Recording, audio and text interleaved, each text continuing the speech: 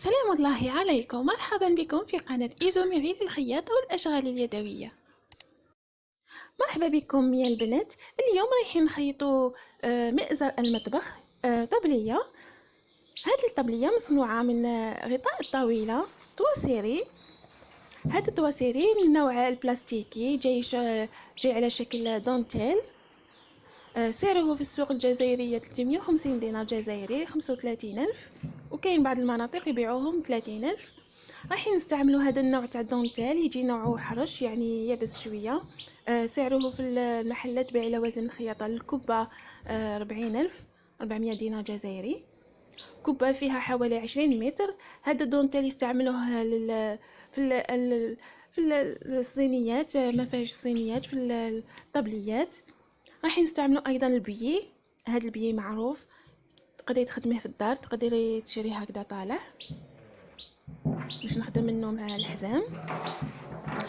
تقدري ايضا تعوضي هذاك الدونتيل بالدونتيل المولفين نشروه رخيص. للرولو هذاك تاع 12,000.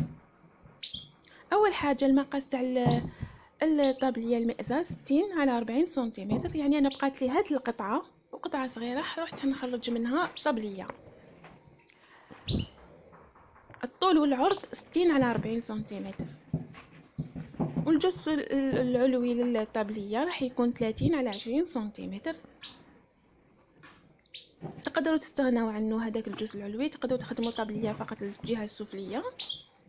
أول حاجة نطويو على تنين ونقصوها من الجهة السفلية على شكل قوس.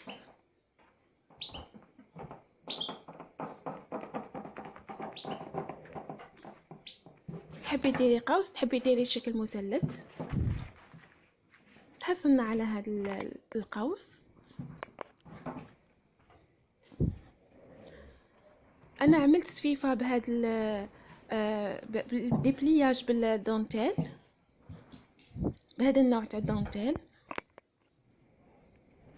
رايحين نخيطوا على بالماكينه على الجلد. اول حاجه طبعا رايحه نحكم البي تاعي، نخيطوا الجهه الفوق باش ندير الحزام. خلي الاطراف حتى يكون عندنا الحزام باش نعقدهم.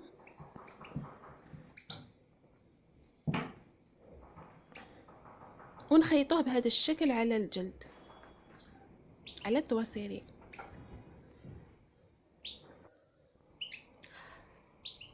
هذا الدونتيل عملته ديبلياج يعني الطريقة المعتادة بالماكينة ولا باليد. هذا الدونتيل النوع هذايا يستعملوه في المفارش الصينية، يستعملوه اللوازم تاع المطبخ، يعني جاي حرش. نخيطوا البي على الطابلية على التواسيري.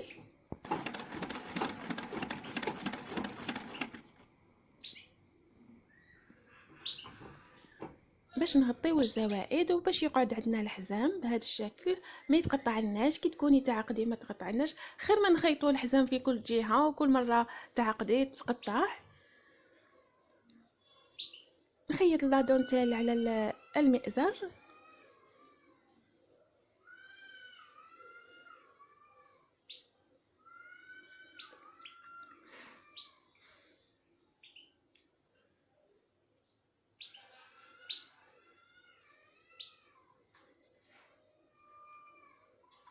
هنا راني خيطت الطابليه تاعي الجزء السفليه،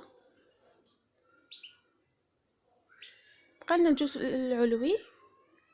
تحبي تخليه هكذا مستطيل او تطويه على تنين، ترسمي نصف قلب نصف قوس باش نتحصلوا على شكل قلب.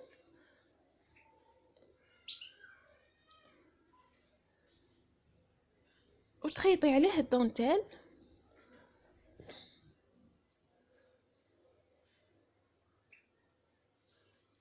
او تقدري تحطي عليه البي، تخيطي عليه البي على الاطراف بهذا الشكل الا ما كنتيش تحبي الكشكشه تاع الدونتيل.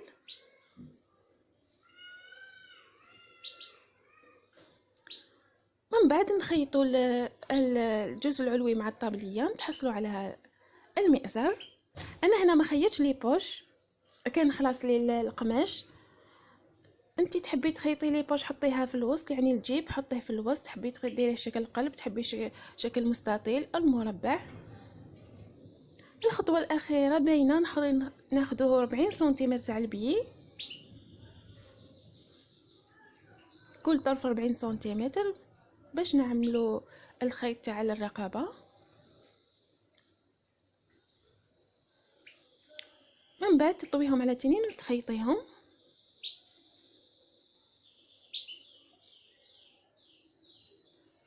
تخيطيهم بالماكينه.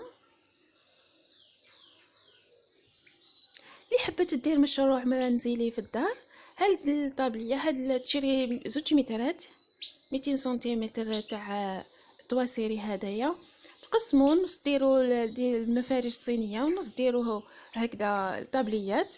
طابليات تحسبها 300 دينار جزائري، 30,000. ما راهي رخيصه ما راهي غاليه. الدونتيل ما تستغني على هذا النوع الدونتيل، وديري الدونتيل الرخيص اللي حبيتي. وهذه هي طابليه تاعي تاع اليوم، ان شاء الله تعجبكم. الا غالب ما كفانيش القماش، ما كفانيش الطواسيري باش ندير لي بوش في الوسط، نبدلو شويه لي موديل. هاد الطابليات توالم للضيافه، توالم كي يكون عندك مناسبه تاع العشاء في العرس ولا تكوني هكذا مشغوله.